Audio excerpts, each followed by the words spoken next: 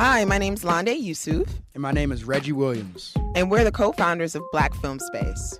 Black Film Space is a grassroots organization dedicated to enhancing the skill sets of Black filmmakers and building a community of creatives. We host events such as screenwriting workshops, panels, mixers, and other events that are designed to support Black content creators. In the next episode of the Black Film Space podcast, we interview Warren Drummond, a storyboard artist. Warren has worked on Agents of S.H.I.E.L.D., Nightcrawler, and Fences.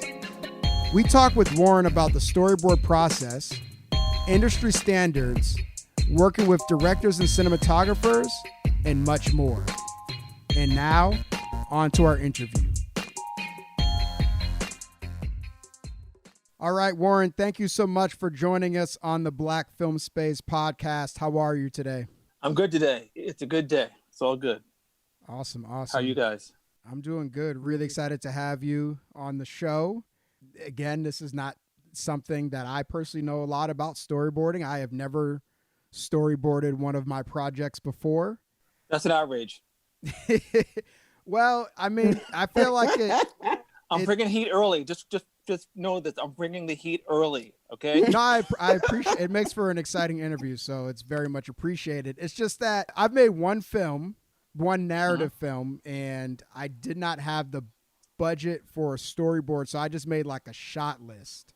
So okay, can you pitch to me and to the listeners why it is important to storyboard? Storyboards are important because you can visually put everyone on the same page. I'll give you an example. I was working on, I was one of the 4 storyboard artists on Fast and Furious Tokyo Drift. And we had all our, there was a big chase scene at the end, a race actually. And the artists, we all put our boards on a bunch of tables all laid out. And the stunt coordinator, who's a good friend of mine, a legend named Terry Leonard, he looked at all the storyboards and said, going to need twice the days. Because he saw with all the shots, he would need twice the amount of days they had planned for it.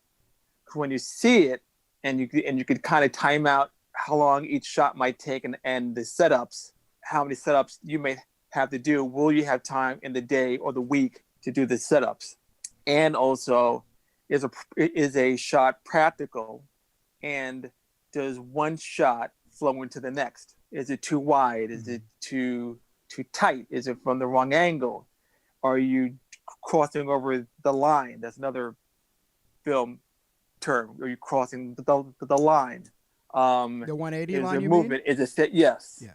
Is it static? Well, not the religion, sex, or preference line, but yes, the 180 line. Yeah. So it's just a great way to have a bunch of people sit down, and everyone doesn't have to read minds because it's right there in front of you. That's why storyboards work. Can you talk about your process? Okay, someone gives you a project. They say, I want you to do the storyboarding for me. Like, how do you put that together and get going? Well, it depends. Some directors like to be involved from the start. They'll have shot ideas already laid out. They have a shot list, and they'll feed you the shot list. They'll just have everything typed up, or they email it.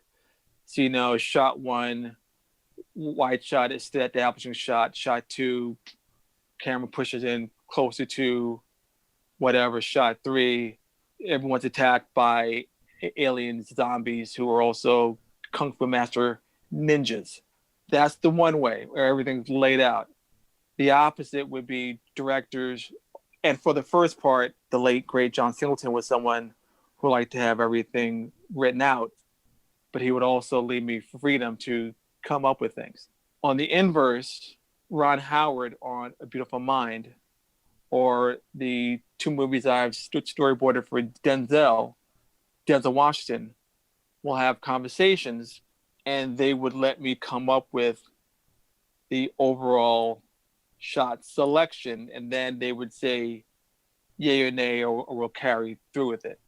Denzel found that part of when we were doing Fences, which he directed, he said that he likes my storyboards not just because of what it tells him what he wants, but it tells him what he doesn't want. because he has a certain style and he had a style for that film.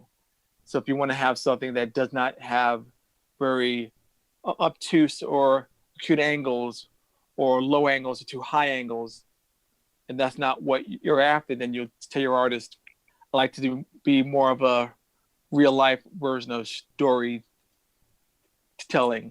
If you're doing an action movie, then you want to have something that's like a hyper reality that's going to be exciting.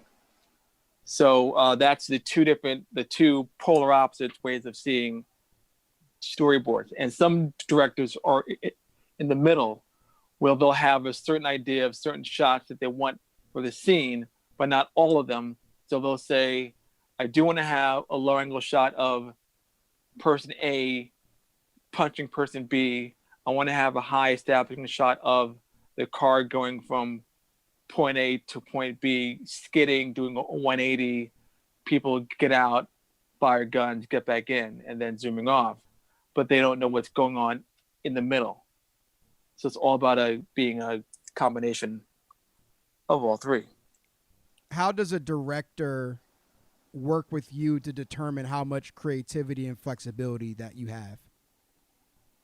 Right. Well, during the first meeting that we have, we'll go over, I'll ask, what is the visual aesthetic for the movie?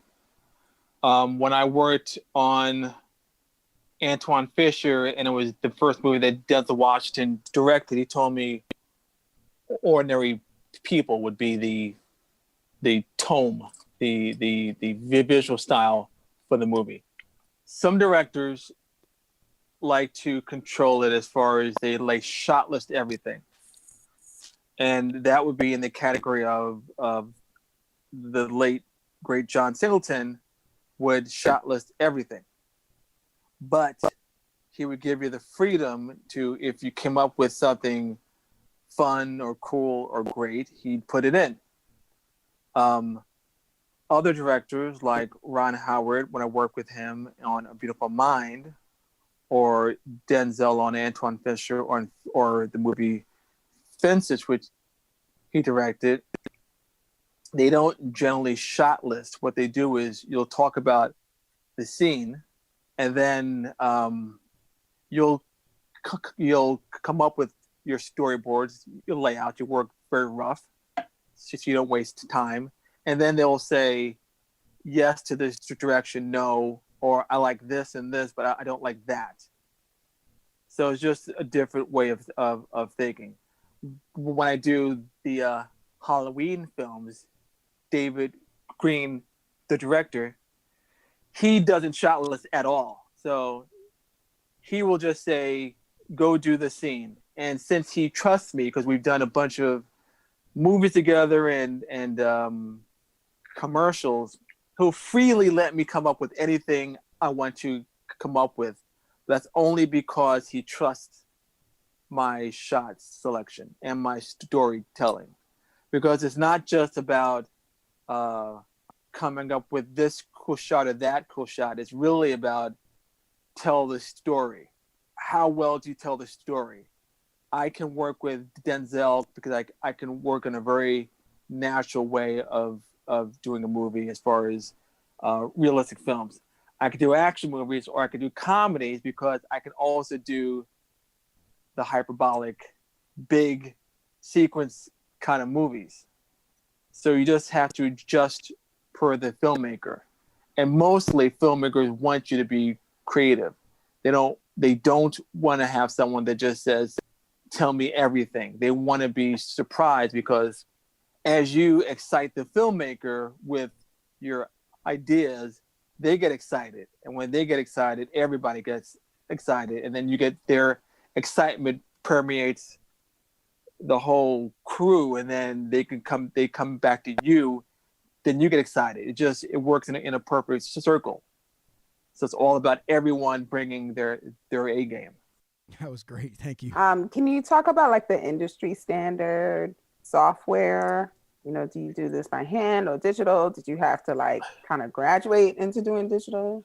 We went from paper markers to digital, and digital was back then Photoshop or Painter. Those were the two primary programs when you did digital. So people use either a Wacom pad, where you would draw on a pad and you look at the computer, which I find very hard, or you use another product that the Wacom produces called a Cintiq, which is a screen which is angled like a drawing table, and you draw on the glass screen.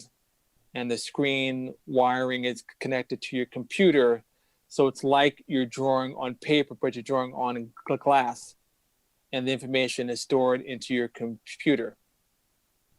So back then, it was you were either Painter or Photoshop.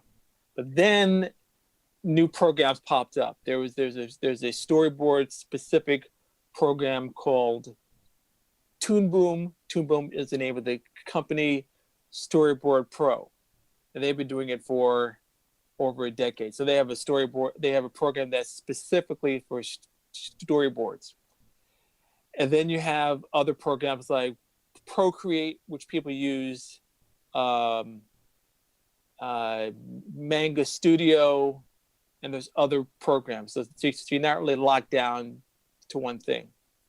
But you by and large, because you will be digital, because that's where the pipeline, meaning the pipeline where it starts with you're doing the work, and then you send it to the art director and everyone else, and then it may go to the previs people, and previs may do animatics, which are animated storyboards, and it's not just animating the storyboards. And then you have previs, and previs is like a computer animation of your frames.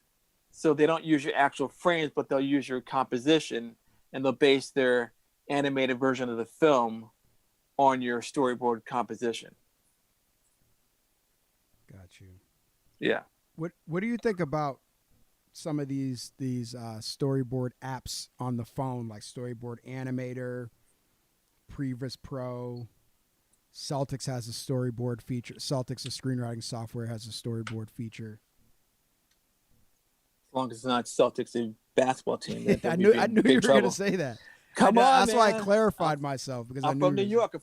Hey, all right. I don't really use those. I haven't done any work on my phone. I find people that can draw on their phone to be amazingly talented. It's enough for me just to draw on a computer, actually. So anything that expands my belief, and I think it goes for a lot of things, anything that will expand capabilities, fantastic. All for it. Got you. So, because this isn't 1985 anymore. You're right. That is a valid point. So I think I've seen an app or some software where you just you're not really drawing it, you're just kind of plugging it in. Uh-huh. Is there a difference between that and the actual drawing that takes a little bit more of a skill set? I think you're referring to a program that may have where you can put figures in, and you could put in, let's say, cars. Yeah. Okay, yeah. Burn Notice was a show that I used to work on back in the day, and the creator, Matt Nix, would direct every so often, and Matt used to use a storyboard program which is like that, where you would put the figures in, and you could put them in cars or in various environments, and he can use that. And I do know the Agents of S.H.I.E.L.D. effects people, they had a whole program where they can digitally put in people and aircraft and effects, and they would then use those for their storyboards. So I've heard of them, I've seen them, they work well. Hopefully they don't put me out of business or my colleagues, but everyone that doesn't have time to hire a storyboard artist, sometimes they just use those programs to work the things out. So I don't have a problem with them, with the programs, as long as they don't become the norm and everyone has to use them. And So as far as that becoming the norm, what is the value that like a actual professional storyboard artist brings to the film? Like I you kind of touched on it in my first question, but because the technology is just advancing and advancing, why should what we can go ahead. why? Because I can make directors think of things they never thought of. For example, without naming the film, there was a film I worked on. We had to keep the identity of a character secret for the entire movie. But at the end of the movie, one of the possible victims is yelling at this character who has a mask on, but is taking the mask off on camera. And she's yelling at the person saying, how could you do this to us? You were part of us and all this. And you could tell from how she's saying it, who she was talking to. And it would have given everything up like 10 minutes early. Or you can tell a director, a better way to stage a scene would be to stage it this way. Or what if we start with a wide shot than a close-up, because a wide shot would give us geography, which would make the payoff better in the long run. Programs are just tools. They're great. You give someone a hammer, nails, a saw, they can do plenty of things. But if someone really knows how to use them and has great ideas as far as architecture, you can come up with a lot more ideas using the same type of tools, but your own tools that you carry in. Yeah. You follow? No, that makes sense. And I do think there is always going to be a need for actual artists. That's why you're called a storyboard artist. Right. We're not just there. We're not robots. Exactly. That's it, man. We're not. We're there to be part of the filmmaker team, not just someone who just nods their head and says, "We'll draw whatever you tell us to." Yeah. The best of us will come up with ideas to make the film better, because if not, the director can hire anyone. Yeah. So that being said, what is your relationship like with the cinematographer or the screenwriter, if at all? Okay, screenwriters, whom I generally I'm crazy about because I got into the business to actually try to be a screenwriter. I don't have much contact with them at all. I've only run into them maybe on Rise of the Planet of the Apes, which was very well written, and I met on A Beautiful Mind, I met the screenwriter there, but by and large, I don't relate to them at all. The cinematographers, aka the DPs, it's a yes and no. On certain movies, I have an old friend, a really great DP in New York named Stuart Dryberg. So Stuart and I met on this movie, analyzed this Robert De Niro, Billy Crystal movie. Mm-hmm. The director, the late Harold Ramis, did not shot list. Harold let Stuart come up with the framing and the shots, by and large, at least for the action. Perhaps for simple conversational scenes, Harold would do it. But as far as the action and scenes that had camera movement, Stuart would actually sketch things out, and then he'd give them to me, and then I would elaborate on his sketches. So that was our relationship. And Stuart and I have done several films together, but he thinks very visually. When I worked on A Beautiful Mind, Roger Deakins, who many consider to be the best, he had no real say with the storyboard artists. There are two of us, two board artists, Brick Mason being the first one, and it was really just the artist and Ron Howard, and the second unit director, who also is the EP, Todd Hallowell. it's really just the four of us. Roger came in afterwards. Sometimes the DP is part of the process. I've had plenty of meetings where the DP is a big part of it. I've had other films where it's just the director, and then the DP will come in later. I've had other movies where I may work with the stunt coordinator a lot, which is why I know a lot of stunt people, because I work with them all the time. So the DP is, sometimes they're in, sometimes they're not, and sometimes it's just the DP. When we did Straight Outta Compton, we worked with F. Gary Gray to start with, and then when he became too busy, the DP took over as far as doing the shots. So it depends. Is there a movie that you did not work on? Casablanca. Okay. The early Chaplin movies, early Chaplin, Enter the Dragon, which really hurts me because Enter the Dragon's one of my favorite movies of all time. Thank you, Bruce Lee. Yeah, I mean, look, here's the thing. There's a lot of us, as far as, let's just say, people in the union in California. I think there's active board artists maybe between 100 to 150, and that's just California. And then you have board artists in New York, where I'm from, and then you have some people in Atlanta. But I have worked on a lot of movies. There have been films where people came up to me and said, "You worked on that?" I said, "Yeah, that was me." It happens. But I've got friends who worked on a lot of films also. So, I mean, we're everywhere. I've been around. My second movie was Above the Rim. Mm. My first movie was the Drop Squad.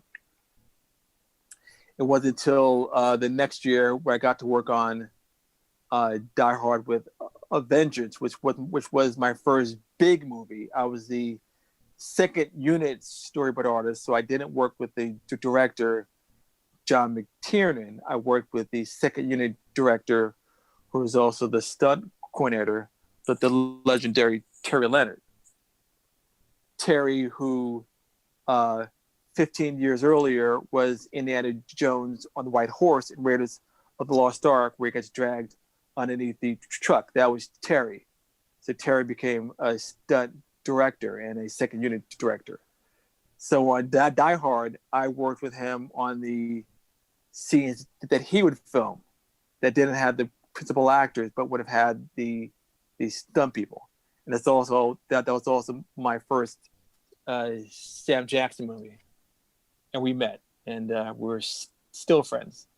That's so dope that you have this catalog of films that you've worked on, and oh yeah, it's amazing. But it's great, it's great working with great people. I mean, and the fact that I can say I met and talked with Tupac. I've met legendary people, but also part of working on the film is just meeting crew people. Some crew people are just fun, cool people that I'm still friends with. That goes from anybody. So when you're working on a movie, it's a circus that's in town for a little period of time. You have a great time, and then your wrap is done, and you may see them on another movie. I worked on the TV show Marvel's Agents of S.H.I.E.L.D. for 6 years, 6 seasons out of 7. So I knew a lot of people there, and I knew a lot of the actors. So you become close to certain people. So that's something where you wait, will the show be picked up again? So working on films and working on TV shows is still about relationships. It's just very simple, don't be an a-hole. And after that, everything else is pretty easy. Yeah. Just be nice. What was your favorite project to work on, though? Favorite. I'll say if I had to pick one out of all of them, And it's hard. I'd say in the running, Too Fast, Too Furious, because I got to work with one of my best friends, John Singleton. Mm-hmm. I got to work with someone that's like my uncle in the business, the stunt coordinator, Terry Leonard. Terry, who hired me on Die Hard with a Vengeance, I got him his job on Too Fast, Too Furious. So that was perfect circle there. Awesome. I was in South Beach, Paul Walker, very humble cat, Tyrese, young Tyrese. So that was great. Another great movie, Fences. Fences was great because Denzel, people don't realize what an amazing filmmaker Denzel is. He's so sharp, and he's the most focused filmmaker I've ever worked with. He's just totally focused on the job. Really? And yes, just everything's about, like when we first met on Antoine Fisher, is his first movie. Mm-hmm. So he just tried to learn from everybody. And the first meeting that we had, I came up with this idea, and he wrote it down on his notepad. And I was like, to myself, did Denzel Washington's writing notes, something that I said, oh my God, trying not to freak out. But on the outside, I was like, yeah, that's right. Yeah, okay, yeah. Well, anyway, but it's pretty amazing. But on Fences, he was just so laser focused because I think he wanted to do August Wilson justice. Right. And it was his second movie. He was working with Viola Davis. He was working with the cast, most of the cast of the Fences play that he was in. It was his second movie. So once you've done something, you want to do something better. And even in conversations, he just didn't want to chit chat. He just wanted to talk about the movie by and large. Now, his focus was kind of like this. If we were in the street and someone would come up to him and ask for a photograph, and we're doing a location scout, he just would not give them a picture because he had to focus on why he was there, what he was going to do there, what he was going to do for the movie. But once the camera stopped, or once we finished, he would take pictures, he'd give hugs, he'd talk to kids. There was a kid on the block who lived on the block of where the main house is on Fences. First time that we ever saw the kid, he asked for a photograph, and Denzel, he had to work, he was just focused on it. No. The next time when he was off hours, Denzel gave him boxing lessons. Seriously. He would take pictures with the kid. He's that nice. That's awesome. But he knows that if he's that way with everyone while he's working, he'll never get his work done. So it's never about him not being. He's a very humane person. What he knows is, if I don't put 100% into it now, I won't get it done, and it's going to become short on the other end. So his energy is there while filming, and then once you wrap or something, he's great with people. Awesome. But I love the guy. Yeah. I can't wait to meet him one day in the future. So can you talk about how a director can make your job easier? What do you need from them when you start to storyboard? Well, when have you felt like a director was like really prepared? Okay, well, Denzel's always prepared. Most people are prepared. I mean, it's what you want to have is what is the shooting style that they're looking for. Do you have location pictures? That's something that's really helps so much when you know exactly what the space is you're filming in, because if you say it's a house, your storyboards depends on the design of the house. So when I did the Halloween movie, the 2018 reboot of the movie, David Gordon Green, the director, before he had the house picked out, he couldn't really give me the shots that he needed. But once he had an actual location, he had me set up with photographs, and he knew exactly what he wanted, and it was easy. So once you have the style that they need, the location, it's nice to know who the actors are, but it's not a mandatory thing. Like if a show is in cast, I'll ask, okay, who are they like? So then you could then you can at least make a body type of what the character might be like. Tall, short, thin, large, whatever, white, black, Asian. But you need to have, it's good to have those points. And sometimes people don't get cast till very late, so that happens also. But just what makes it easy in the short run is just having the director be prepared, and that they'll give you good feedback. So what do you think made you good and helped you to continue to get hired, especially as you were learning? Oh, okay. Well, yeah, the learning period. I learned a lot, certainly in the first 5 years. You know, I remember working on Above the Rim, and the DP was figuring a shot out, and he was backing up, and he backed into me. And the first AD, Howard McMaster, he said he was kind of pissed. He said the DP's pass is sacrosanct, that you can't get in the way of a DP on a set. So from then on, when they were working things out, I stood quite far away, or I would just make sure that I was not in the path when they're moving around the director and the DP. But also on that film, I learned things from the DP Tom Priestley about shooting dimensions, that there should always be a foreground, middle ground, and a background element to your storyboards.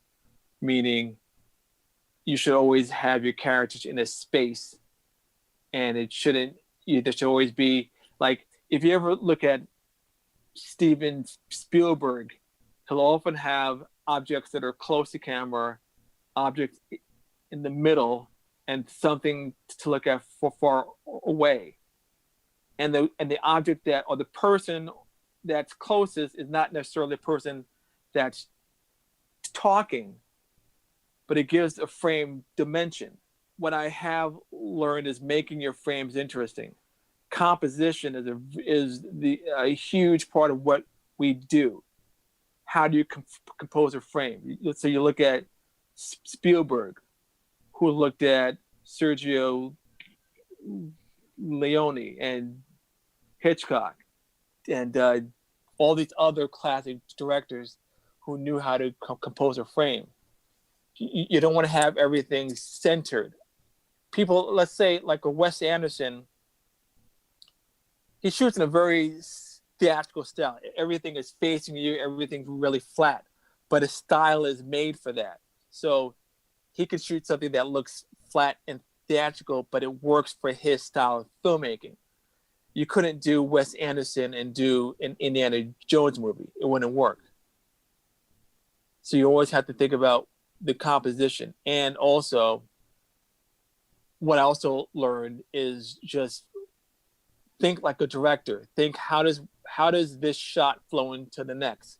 Because certain things may cut badly. You don't want to go from a shot that's panning left to right, and then suddenly go from a boom up shot or a close up on another object. You want to have something. Everything should flow. Everything should flow and work together. A sequence should work together as a bunch of shots which put together work seamlessly, like putting a great dinner plan together. Everything's got to work together seamlessly. Got you. And yeah, what I find to be fascinating, based upon your IMDb profile, the first movie you worked on was Above the Rim. Second movie. First movie, Drop Squad. Yeah. Okay. You gotta hit up IMDb. Let them know. Let them know. I guess, how did you get? Because these are big movies. I think these are big movies. How did you get from, or how did you get up to that point? And how did you learn film when you first started off? All right. Well, I was in an organization which was actually at the time very similar to the group you're in. I was in a group called the Black Filmmaker Foundation. You heard of them? No. The Hudlin brothers. We know brothers. Reginald Hudlin. Reggie's still a very good friend of mine, and his older brother started Warrington started a group called the Black Filmmaker Foundation, which would have basically young Black filmmakers who are not, let's say, getting work every day or everyday filmmakers to get together so people would meet and team up, and it's formed relationships that I have to this day, actually. And I was made aware of them. I used to work in the store Bloomingdale's, and a salesperson named Oscar Nunez, who years later would be Oscar on the show The Office, if you watched The Office. So Oscar told me about a group that he was in, the Black Filmmaker Foundation. I got into there. We met every third Saturday of the month. We had some celebrity guest speakers. And it was there that the assistant to the Hudlin brothers, a gentleman named Rodney Stringfellow, recommended me for a movie called The Drop Squad, which needed a storyboard artist. And I was hired, and that movie allowed me to quit my job at Bloomingdale's. Nice. Which I was allowed to then struggle for years. Anyway, I got above the rim. My cousin Maria from Orpheus Casting was one of the casting directors. So she recommended me. And then I got on with her and someone else, I believe. And then I got Die Hard because I believe someone from above the rim recommended me for that movie. And then I got hired on that movie by Terry Leonard. And then from that movie on, I was able to build up some names, but it was still very slow because in New York, movies were still generated in Los Angeles.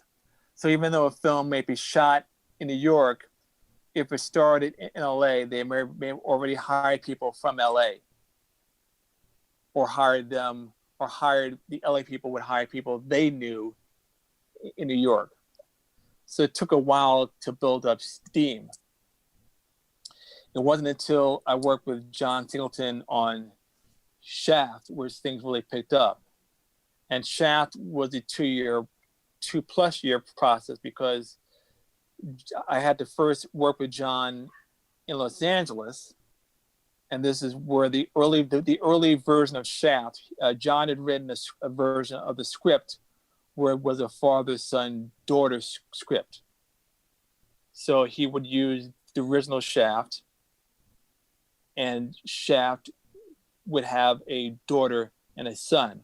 And he would have a son also named John Shaft, who didn't necessarily want to follow in his father's footsteps. The original actor they hired, which was a well-known actor then, and he's still known now. There was an issue, the artistic things, and that didn't happen. So then, since there were only X amount of bankable black actors, it took 2 years until they cast Sam J. Jackson, and they couldn't cast Sam as being the son of Shaft, so he became the nephew, and that's how that happened.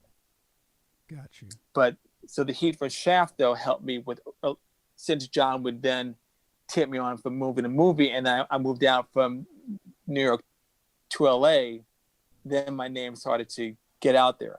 Like John is the one who apparently John told Denzel about me, and Denzel hired me for Antoine Fisher. Nice. Yeah. So, but before Drop Squad, though, were you storyboarding for short films or? No. I was. So how did you start?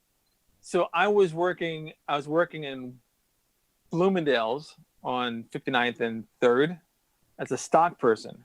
So the closest that I'd ever get to film were the actors and actresses who would come by the store. That's where it was. So I got to meet like Terrence Stamp, who was very nice, and Whoopi Goldberg was super nice to me. But I was not doing film work. I was actually doing illustrations for the hip hop magazine, the Source magazine. And I did illustrations for the Source for years. I also did work for some free work for this magazine, Starlog. Starlog was a very big science fiction magazine. And I did work for a couple pieces for the fashion magazine, Glamour magazine. But I wasn't working in film.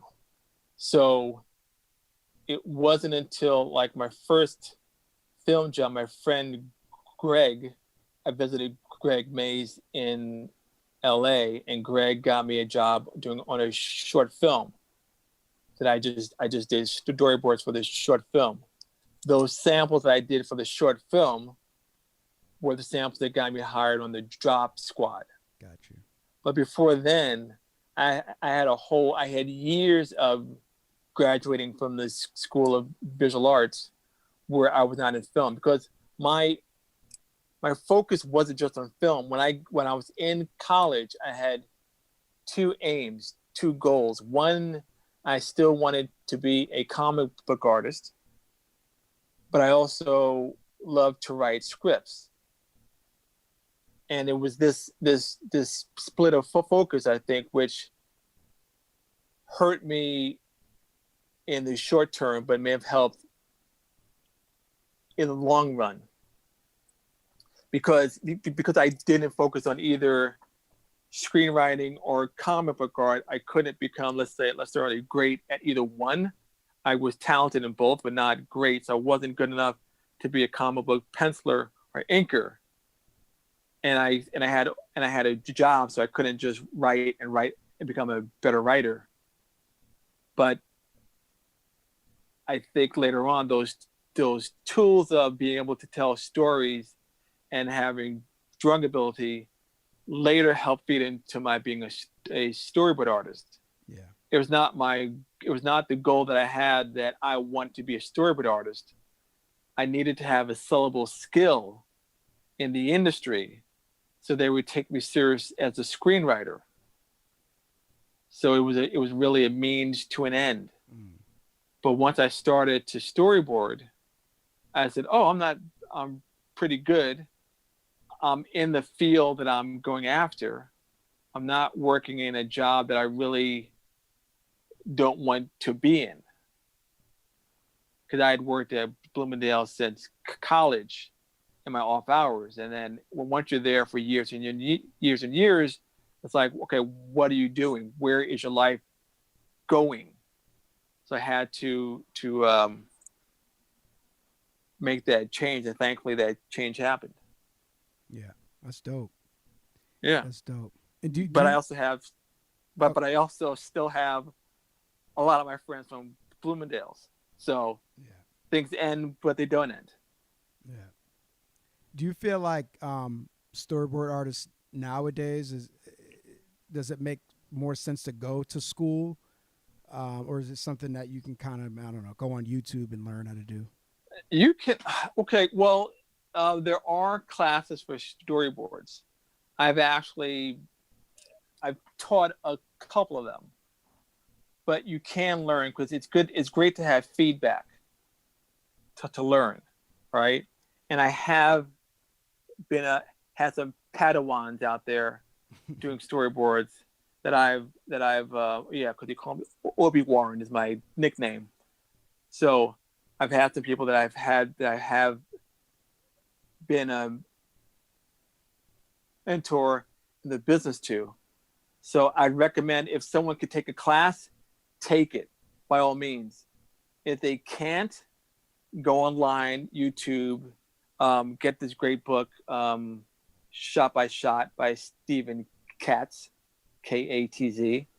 That's a great book on directing that has lots of storyboards. That's like the Bible for storyboard artists. But learn any way that you can.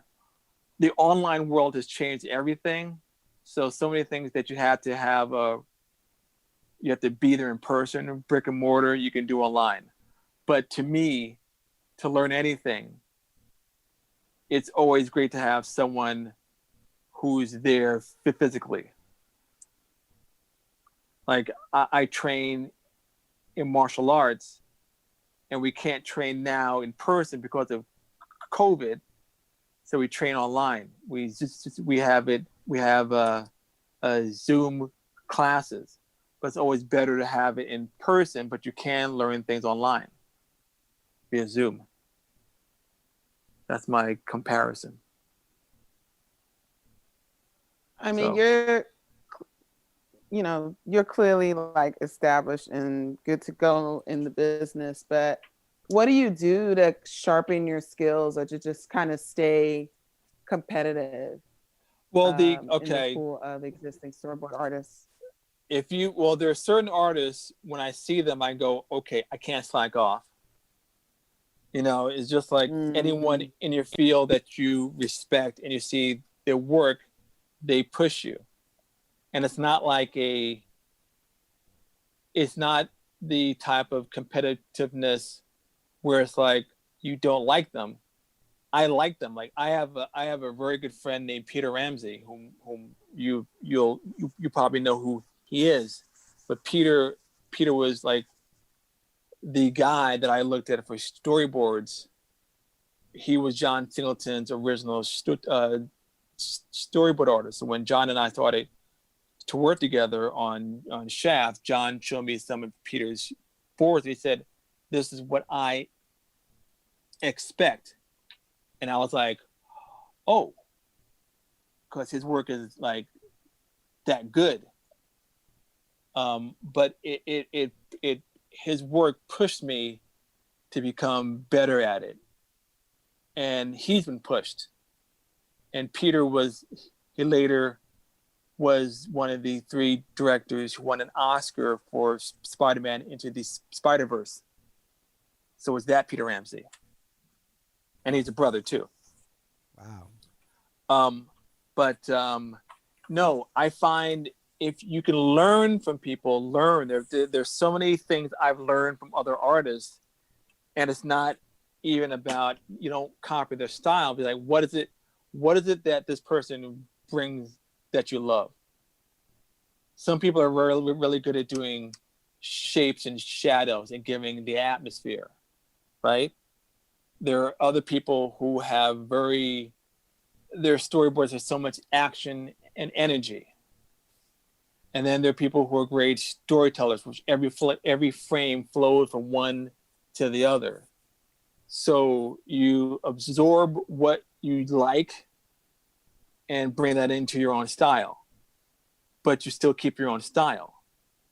But you acknowledge the influences that you have. I hopefully have influenced other people. I have younger artists that I help, and if it's not a style thing, I will give them advice on storytelling. I'll give them advice on the business of the industry. So I am spurred on by my peers. We're competitors, but we're not cut your throat competitors. Just that we're all in the same team. Just like Kobe wasn't inspired by Michael Jordan. He learned from him and they were very close.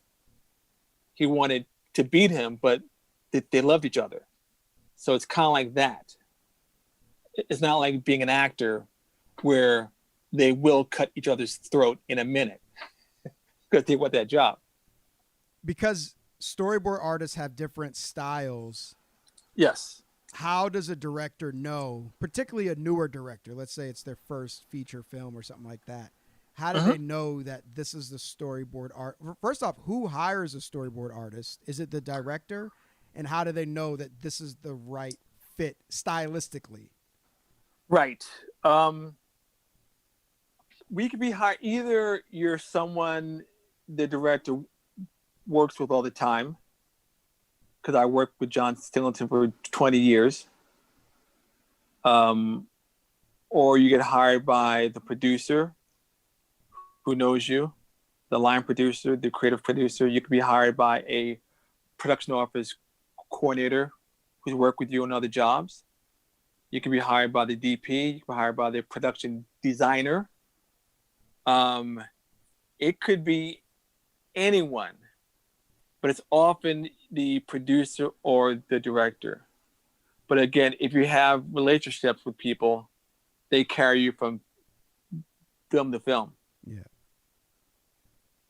And sometimes is really blind. Sometimes, and this happens all the time also, a movie doesn't have someone that's after, and the call goes out for the available people, and people send their samples, and whomever the director likes, their style, gets the job.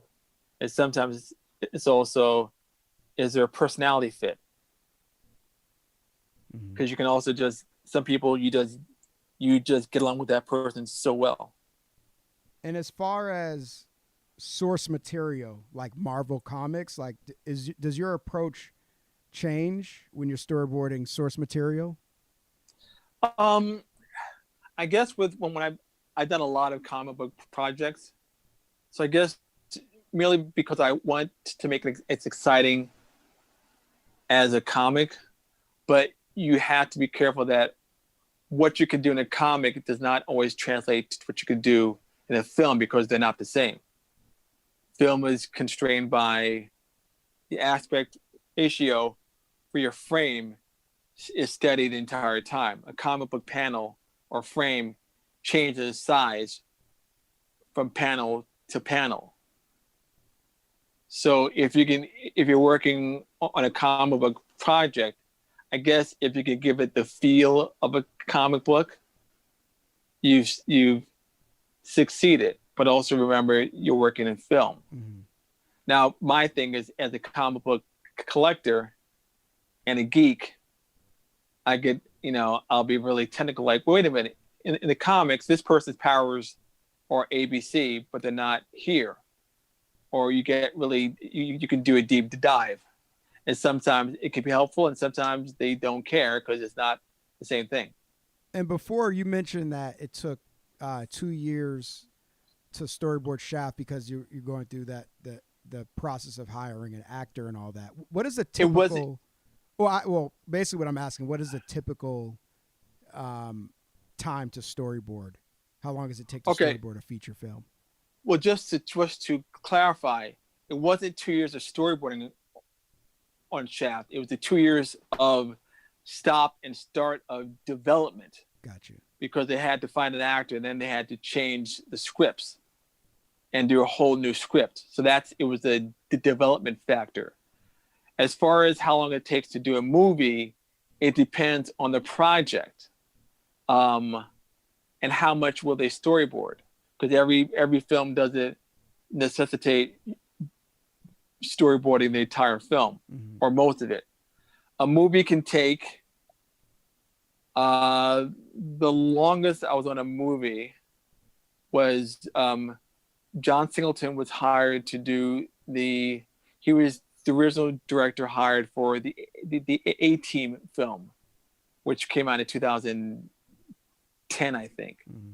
But John and I and two other artists were boarded that movie for 5 months. So I was the first guy hired, and we boarded it for 5 months.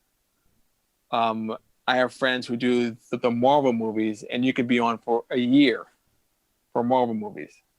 And that's with having a bunch of artists on the movie. I've done Analyze This, took like 3 weeks, but you could do a comedy and stay on it for 6 to 8 weeks. There's no set time. Yeah. It just depends on how much is the director just going to do one pass and goodbye, or are they going to keep reworking it and you never leave? I'll give you a great a great example. When I did Fences, which is one of my favorite jobs that I ever had, they originally said I would work in a movie for like 2 weeks in Pittsburgh and maybe fly back to LA and do another week. And that was it. But once I started working on the movie and I was in Pittsburgh and I went away and then I came back, and every week Denzel would say, "Hey, Warren, stay another week." I said, okay. Next week, the travel person would make my flight out, call my wife, "Hey, I'm coming home." Denzel, "Hey, Warren, stay another week, okay?" I said, "Sure, some more money." And it went on, and every week it became this big joke around the office that my travel would be set up. Kim she was in the office, she'd set up my travel and she'd give me that look and I'd say, "Yeah, I'm staying." Mm-hmm. So I ended up staying right up until they wrapped. I missed maybe a few days before they wrapped. Mm-hmm. So, but that was because Denzel found my storyboard to be that useful for the movie. Yeah. He could have, in a bigger picture, perhaps figured it out with the DP, but it helped his process to work things out on paper first, or at least in seeing the frames first, mm-hmm. and then working the scenes out. Mm-hmm. So your length of time is whatever the time the director needs you to be on the movie. Yeah. That was a great Denzel impression. You could be in SNL if you ever get tired of storyboarding. I think Jay Farrow's got a better one, but that's what he does all the time. But I have worked with the man enough times to see his little ticks. Mm. And what's funny is that on Fences, it would just be us in a meeting, and he would read from the script, and I'd have to stop from like freaking out, like he get in the character, and I was like, "Okay, you see how I do it? You see, okay, now, all right, okay." Yeah. Now make a long story short, make a long story long. That's what he always say. Yeah. And he would do it, and he's Denzel doing Denzel. But it was just amazing experience. Yeah. Yes, but it was just a great experience being around and just seeing his mind work, because he's an actor who's a director, and when he's directing, you see him as a director, not as an actor trying to be a director. No, he's a director. Yeah. But also, he's a theater person. He's steeped in theater. Mm-hmm.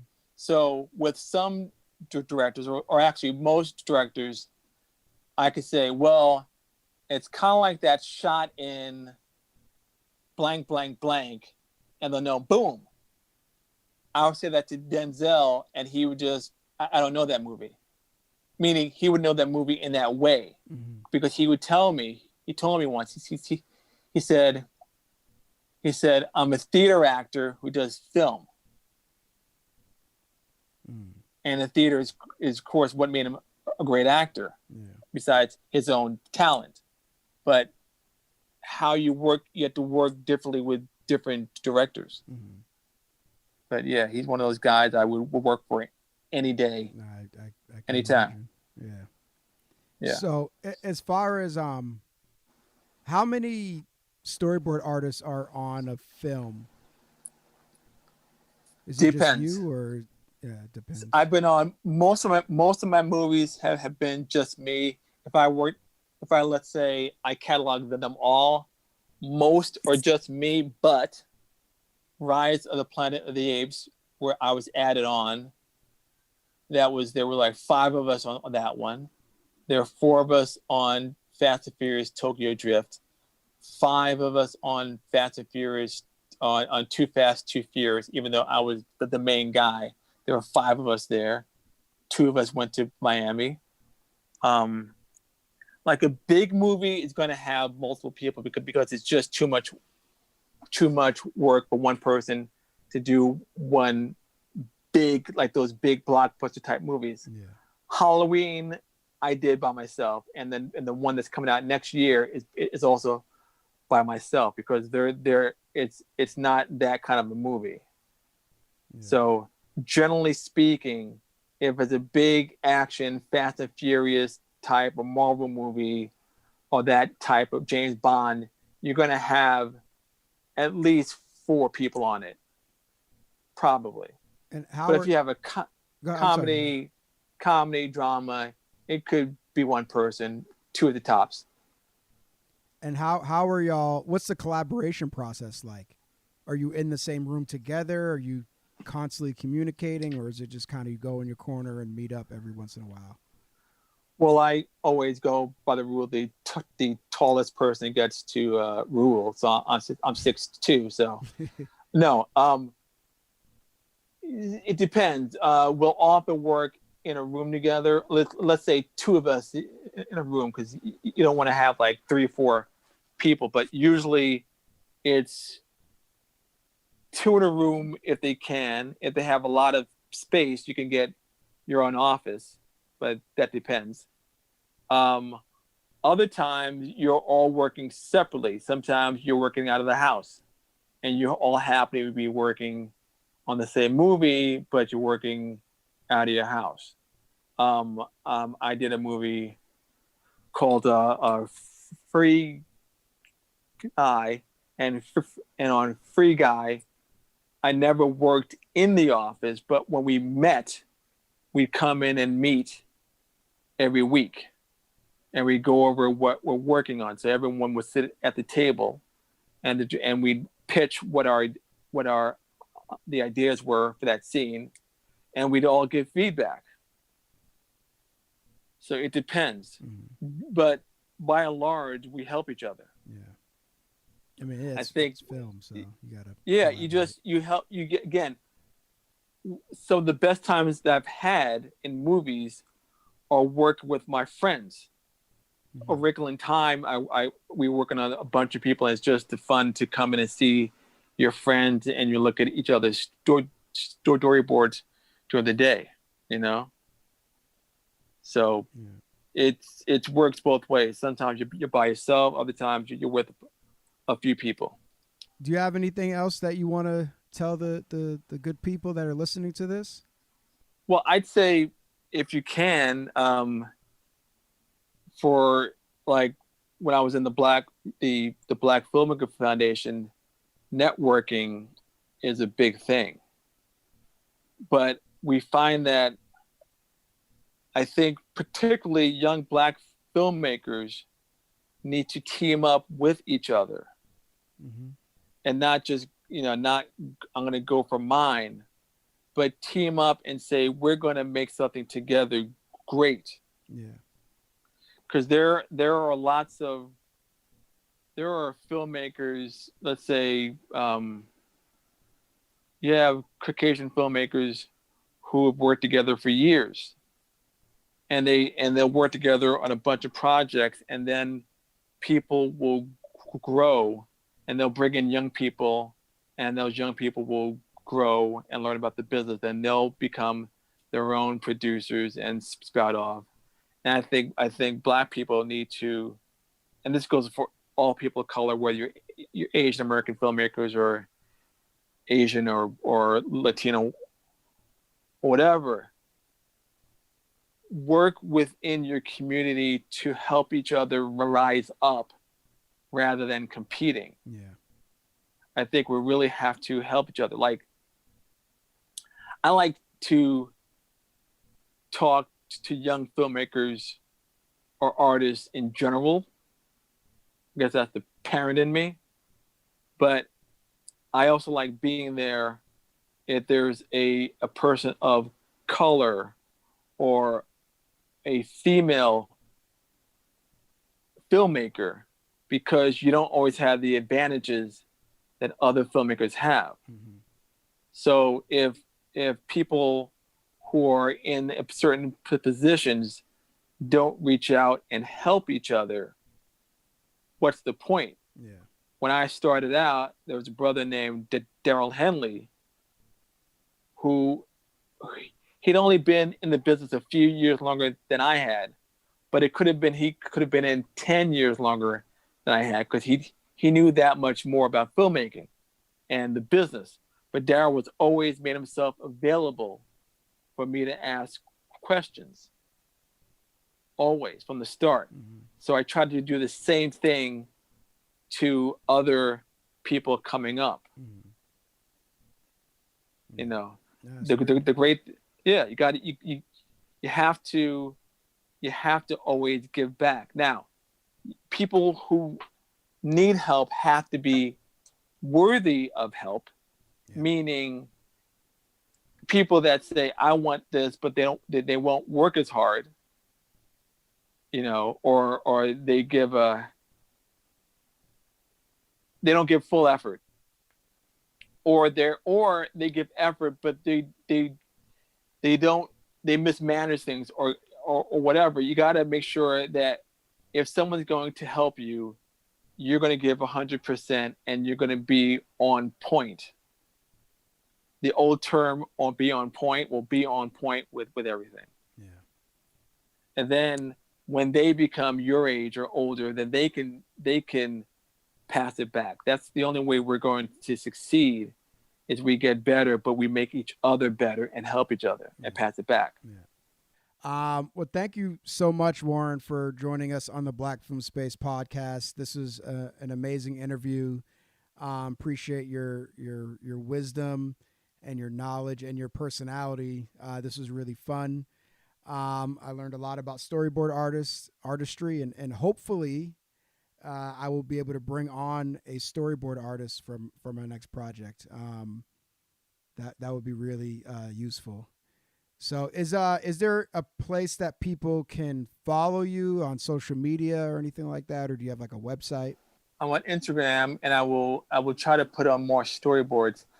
So much of my time is spent, if I'm not working, I actually just completed a script.